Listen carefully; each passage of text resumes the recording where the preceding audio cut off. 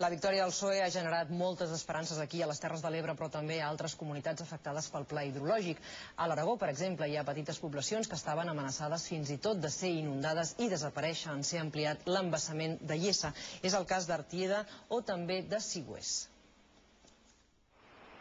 Les màquines excavadores encara treballen als voltants de l'embassament de Iessa, a les ordres del govern en funcions del PP, per ampliar aquest pantà gairebé al triple del seu perímetre per cobrir les expectatives de transvasament i del Pla Hidrològic Nacional. Molts pobles com Sigüés, que han viscut fins ara amb l'amenaça de ser inundats, esperen que el projecte s'aturi gràcies a la victòria electoral del PSOE. Saben que el president d'Aragó, el socialista Marcelino Iglesias, negociarà ara amb Zapatero un nou pacte de l'aigua per a Aragó. Sí a las regulaciones, porque también nosotros entendemos que el agua debe regularse, pero que las cosas hay que hacerlas bien hechas. No para que se beneficien unos muchos, hay que perjudicar tan horrorosamente como en el caso de Sigüés a unos pocos, ¿no?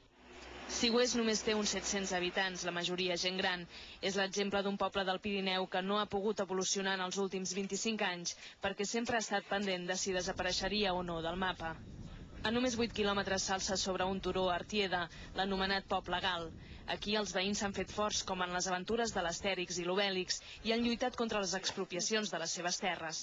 En el pla d'ampliació de l'embassament de Iessa no s'inunda el poble, però sí 300 hectàrees de cultius que obligarien molts pagesos a marxar. Yo creo que de que esa expropiación que teníamos el 20 de enero encima de la mesa, pues de momento nos vamos a poder olvidar de ella. Yo creo que eso es algo que se respira y que la gente lo ve así.